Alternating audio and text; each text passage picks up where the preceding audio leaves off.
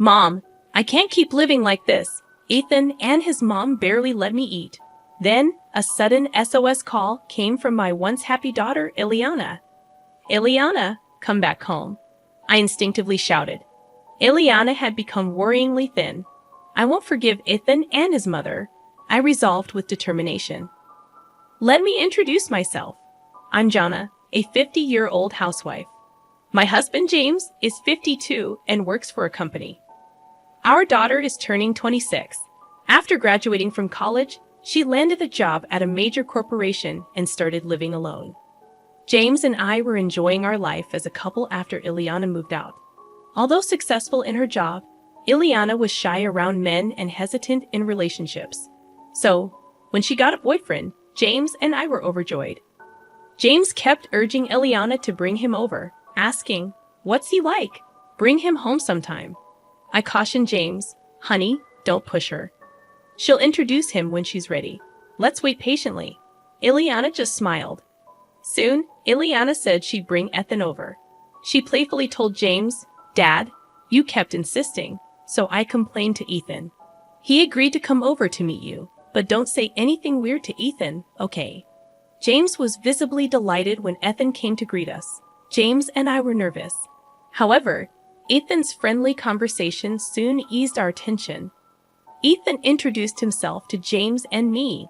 "Hello, I'm Ethan Smith, and I'm seriously dating Ileana with the intention of marrying her." Ileana blushed and said, "Marrying me? You're embarrassing me. You said it was just a casual greeting." James happily told Ileana, "No, it's great that he's thinking about the future, Ethan. I entrust Ileana to you." Their relationship progressed smoothly with our blessing, and Ethan proposed formally 5 months later. Seeing a blushing but happy Ileana made both James and me very happy. I heard Ethan worked for a major bank system company. James and I discussed how their future seemed secure as wedding preparations began. Ileana frequently sought advice. One day, Ileana asked me, "Hey, Mom, how much is the market price for a wedding ring?" "Ethan is planning to buy one for about $10,000. Surprised, I replied. "For wedding rings, maybe about $2,500 each for the couple. I've heard engagement rings are around $3,500. Ileana seemed a bit uneasy. "Right, I thought so too," she said. After asking around and reading magazines, I felt Ethan's sense of money was odd. However, when Ileana said, "Ethan insists it's a once-in-a-lifetime thing and wants me to have something nice," I conveniently interpreted it as Ethan wanting to give her a special gift. After some time, the two moved out of their bachelor's residence and into a condominium in New York. The area was very expensive, but convenient for commuting. I was a little concerned and said to Ileana, "Hey, Ileana, the area you and Ethan live in must be pretty expensive to rent, right? Are you going to be able to afford the monthly payments?" She reassured me, "Don't worry, Mom. Ethan's working hard and earns a decent salary too. His job requires living near the bank. Ethan is a systems engineer at a bank-rated systems company. If there is a problem, Ethan needs to rush to the site, even in the middle of the night. That's why the location had to be close to the bank, within a short taxi ride." Apparently, Ileana explained, "Ethan's company gives a substantial housing allowance, so we're fine." "Don't worry, Mom," not fully understanding the company's situation. I had come to accept it as the new normal. Months passed, and I extended an invitation to Ileana for lunch before her wedding. Ileana and I had often enjoyed lunch together in the past, but after her marriage, she frequently declined, citing work commitments or prior plans. James suggested she might be adjusting to her new married life, but it felt like Ileana was avoiding me. Over the phone, Ileana agreed to join me for lunch the next Saturday, saying, "Oh, that's when Ethan is on a business trip." "Sure, Mom, I can make it. I'll find a place for us." I felt a bit thrilled at the prospect of lunch with my daughter after half a year. When I finally saw Ileana, she looked a bit pale. Concerned, I asked her what was wrong and suggested she rest if she wasn't feeling well. Ileana reassured me, saying she was fine, just tired from overtime at work. She thought lunch with me might help her unwind. We enjoyed a good chat for about 2 hours, just the two of us. About 2 hours in, Ileana's phone rang. She looked shocked at the display. She told me, "Mom, I have to go home already. Ethan's mother is calling." Ileana explained that Ivy was at their place. Surprised, I apologized for keeping her during such a busy time, and Ileana quickly left. Another half year went by, and during this time, something terrible happened to Ileana. I learned about it from a phone call from her. It was a sad day, and James and I were enjoying our day off. While I was making her tea, suddenly my phone rang. The display showed Ileana's name. I quickly answered. Ileana hesitantly started, "Mom, it's me." Hi." She seemed unable to continue. Sensing something was wrong, I asked her what the matter was. She remained silent for a while, and I patiently waited for her to start talking. Eventually, she said, "Mom, I can't live like this anymore. Ethan and his mom barely let me eat. I might not survive if this continues." Shocked, I asked if she was okay, expressing concern about the severity of the situation and suggesting she come back home. Ileana seemed undecided. I firmly told her, "If you're feeling unwell, you can just sit around, Ellie. Come back home. We'll talk it over when you get here." Ileana responded, "Really? Can I come back? But I don't have any money. I can't leave." I thought this was strange. Ileana was earning a decent salary. But there was no time for a long discussion. Her situation sounded serious. "First, I need to meet with Ileana to see how she is doing," I told myself. I instructed Ileana, "Take only your valuables with you and leave the house. There's a convenience store near your apartment, right? I will drive there and pick you up. Wait for me there." Sobbing, Ileana agreed. So James and I hurried to the convenience store. When we arrived, Ileana was crouched in the parking lot. When she saw me, she said, Mom, I'm sorry. I shouldn't have done this," and broke down in tears. I hugged Ileana, and together with James, we helped her into the car. She was terribly thin and almost gray in complexion. What could have happened to her? I was astonished. I held Ileana until she stopped crying. James said to me, "She will not be able to come down here. Let's take her home soon and give her a good rest. We need to talk to Ethan." I agreed with James. Yes, right now, letting Ileana rest is our top priority. When we arrived home, Ileana, possibly due to exhaustion, immediately fell asleep on the sofa. After she woke up, I served her some easy-to-eat food. She ate voraciously in front of us. She must have been very hungry. It was shocking to hear her stories about not being allowed to eat and having no money. I asked Ileana, "What do you mean you're not allowed to eat?" Ileana explained, "My salary is lower than Ethan's, so Ethan and his mom, Ivy, keep telling me to save more." Gradually, my food portions were reduced. I asked, "Really? But you're making the food, right? Because you're a married couple, and you eat the same food, right?" Ileana shook her head, "No. For the past 6 months, Ivy has been cooking Ethan's meals. I'm not even allowed in the kitchen." James asked, "Ivy is in your house. This is the first time I'm hearing about this. Does this mean Ivy is staying there all the time?" Ileana explained that Ivy had moved in with them about 6 months ago, and they started living together gradually. Right around the time Ileana and I had lunch, Ivy had an argument with her husband and came to stay with Ethan for just a week. But then Ethan got mad at his father and told Ivy she could stay indefinitely. I was shocked and glanced at James, who seemed to feel the same. Ileana continued, "Since then, Ivy has been criticizing my budgeting, saying it's all wrong and that I can't manage money at all." After Ivy criticized the budget, she took control of the household finances. Moreover, Ethan did not oppose Ivy at all and instead joined her in blaming me. Now Ivy is controlling Ethan's and my entire salary. Ileana said Ivy saw Ileana's pay slip and demanded she work more including overtime. I distinctly remember telling Eliana, "Your salary is much lower than Ethan's. Leave the housework to me and consider working more." "How about doing more overtime?" Ethan also chimed in, saying, "Yes, that's right. I agree with more overtime. It's nice to have my mom doing the housework." "You're lucky, Eliana."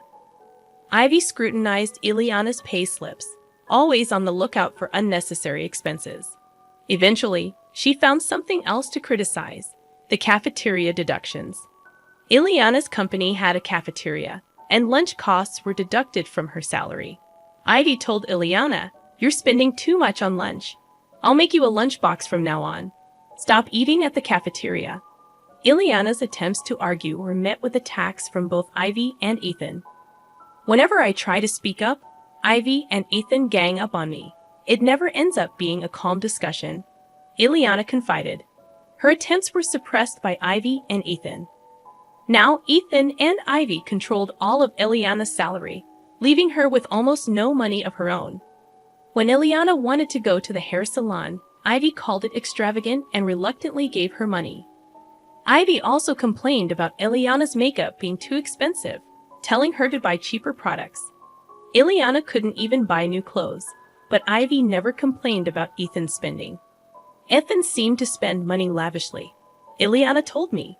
The other day, Ethan bought a branded watch. He told me that because of his job, he would be treated like an idiot if he didn't wear something decent. Ethan had a reckless way of spending his money. Eliana began to sob as she recalled these painful events. James and I listened in disbelief. Then, Eliana's phone rang. She flinched and turned pale. I instinctively answered the phone for her. It was Ivy. "Isn't this Eliana's phone? Why is Johnny answering?" Ivy asked. I told Ivy, "Hello. It's been a while. Eliana is not feeling well. I can talk to you on her behalf." Ivy said, "Is that so? Well, all right. Could you tell Eliana to come back home soon?" I replied, "Unfortunately, I can't do that. Eliana is unwell. She'll stay here until she recovers."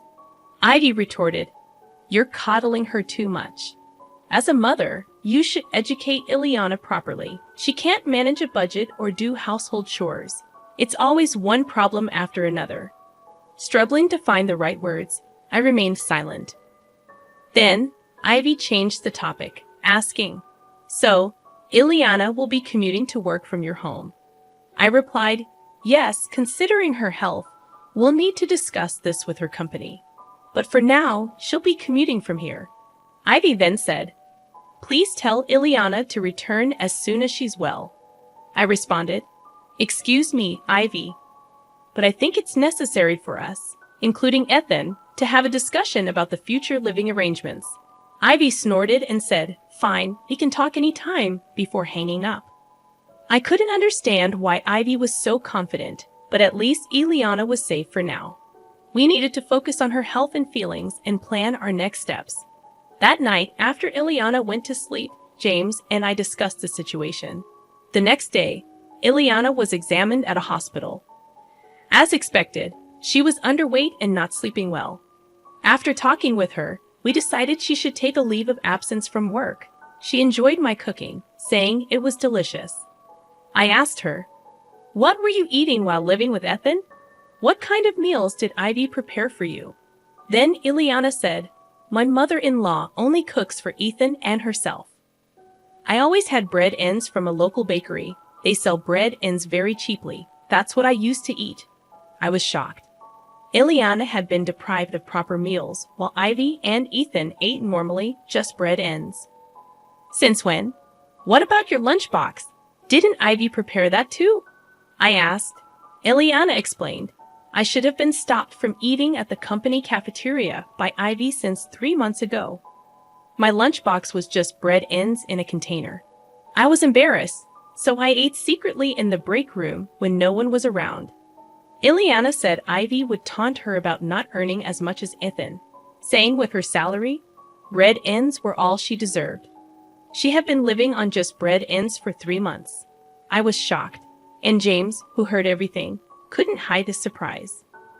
"Eliana, tired from talking, lay down to rest.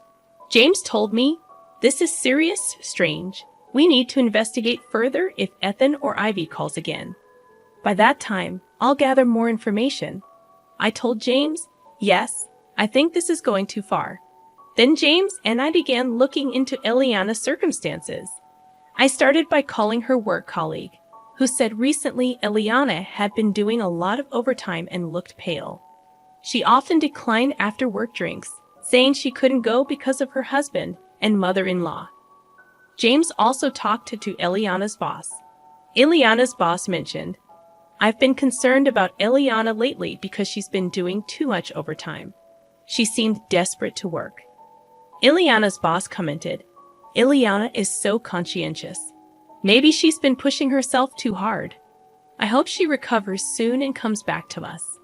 Thanks to her boss's initiative, Eliana was granted the sickness allowance by her company. The allowance was 2/3 of her salary, but we were grateful to receive it. We decided to have the sickness allowance paid into a different account from her usual salary account. 2 weeks after Eliana returned home, Ethan called. He insisted Eliana should be well by now. "Please tell her to come back," he said. When I looked at James, he answered the phone. James humbly requested Ethan, "Eliana is not fully recovered yet. Please let her rest for another week." Ethan told James over the phone, "I guess there's no choice, just 1 more week, okay?" And then hung up. I protested to James, "But she needs at least 3 more weeks to recover, and we don't know what they'll do to her if she goes back." James reassured me, "Don't worry, we won't stick to the 1-week timeline. They treated her terribly, and we have a plan." He then asked Eliana, "What do you want to do? If you want to try again with Ethan, we won't stop you. But if you want to leave him, we'll support you." Eliana, suddenly resolute, said, "I've been thinking, am I really as useless as Ivy and Ethan say? But this isn't right. They're just taking my money. I don't want this anymore. I want a divorce," Eliana declared. James encouraged her, saying, "That's right. You've chosen your path. We'll always be on your side." James shared the information he had gathered with us. We prepared for the possibility of Ethan coming over, ready to handle the situation. 1 week passed, and we didn't contact Ethan. 9 days later, Ethan and Ivy came to visit. When the doorbell rang, I checked the intercom and informed Eliana and James. James suggested, "Let's talk to them directly and settle this." Eliana nodded in agreement. Opening the door, we found Ethan and Ivy glaring at us. Calming myself, I greeted them warmly. "Hello. What brings you here so suddenly?" Ethan demanded, "Why hasn't Eliana returned home? It's been a week. You did tell her, right?" Ivy also chimed in, "That's right. You can't do your chores, you can't do your laundry, and you can't even keep your promise to come home. What a mess you are. Parents and children are helpless." I invited them in, saying, "Let's not talk in the doorway. Please come inside." Reluctantly, they entered. Eliana told them firmly, "I won't return to that house, Ethan. Please, let's divorce. I can't live with you anymore." Ethan threatened loudly, "You think you can just decide that?" But Eliana stood her ground, facing Ethan with resolve. Ivy then berated Eliana. "For 6 months, I did all the housework and supported Ethan, while you neglected your duties." Eliana told Ivy, "It's not that I didn't do the chores. Whenever I did, you would criticize my methods and take over the tasks, didn't you?" Ivy retorted, "How dare you speak to me like that? After making me work so hard, you should be ashamed." Ethan joined in, "That's right. My mother helped because you couldn't handle the chores, allowing you to focus on work." That's when James shouted at them, "What nonsense! You took Alana's salary and fed her only bread ends. Your actions are the worst kind of abuse." They were shocked by James' outburst. James added, "Ethan, you have been fired from your company. I checked out your employment status. You don't have the power to continue paying the rent on that apartment anymore, do you?" Ethan began to look uneasy. Eliana added, "I didn't know until Dad told me." James continued, "I hired a detective to find out." Ethan, You were fired 6 months ago for an affair with your boss's wife. Ilana accused Ethan. You pushed me to work because you lost your job and income. Ethan turned pale and hung his head. James then confronted Ivy. You have a shopping addiction, and that's right. You didn't leave your home due to a fight, but because you were divorced and had nowhere to go. Ivy lost her composure and turned pale. James concluded Ethan is being sued for alimony, and Ivy is being chased by debt collectors. They were trying to pass their debts onto Ilana. Trembling with anger, Ilana placed a piece of paper on the desk, saying, "Once and for all, let's divorce. I filled out half of the divorce form. You complete it and submit it to the authorities. We'll communicate through lawyers from now on." Ethan prostrated at Ilana's feet on the carpet, pleading, "Please don't say we should divorce. It was just a moment of madness. I was wrong to hide it from you. You're all I have, Ilana. I'm so sorry. Please forgive me," Ethan pleaded, his voice filled with regret. Ivy, also appealing to Ilana, cried, "I did all the housework and took care of everything, didn't I? I'm sorry. Please come back. I'll keep doing the chores." Ilana, looking at Ethan and Ivy coldly, said, "I'm fed up. Who would want to start over with you two? You hid what you did and exploited my salary. I don't want to see your faces." Ethan and Ivy were unable to move from their spot, crying inconsolably. James sternly told them, "The conversation is over. It's time for you to leave. If you don't, we have our ways to deal with it." Reluctantly, Ethan and Ivy stood up and left our home, defeated. Afterward, with a lawyer's help, Ilana and Ethan officially divorced. Of course, we filed for alimony from Ethan. In addition to hiding his affair, we'd also added the fact that Ethan did not provide adequate meals to Ilana in the alimony claim. We had a doctor's diagnosis, which served as conclusive evidence against Ethan. Ethan had to move out of the apartment and live in a cheaper one with Ivy. Now he works day and night to pay the alimony to Ilana, and Ivy, not working, has become the target of Ethan's anger, and they constantly fight. Our lawyer informed us about Ethan and Ivy's current situation. Ilana fully recovered and returned to work. She seems to be enjoying her work more than ever. She apologized to me and James, saying, "I'm sorry for being a burden and coming back home. Thank you for all your help with the divorce. I'll be staying here for a while." I hugged her, saying, "Divorce doesn't matter. The fact that you're alive and well is all that matters to us." James added, "Don't overdo it. You're a hard worker, and sometimes you keep things to yourself too much." Ilana admitted, "I should have talked to you both sooner. I tried to handle too much on my own." Seeing Ilana's smile return was truly heartwarming. James, who stood by us and fought against Ethan and Ivy, proved to be incredibly reliable. I fell for him all over again. When I told him, he joked, "Then how about showing your gratitude with food? Make my favorite pork cutlets tonight as a family." We've overcome difficulties and will surely face more in the future. But with James and Ilana by my side, I want to support each other as a family.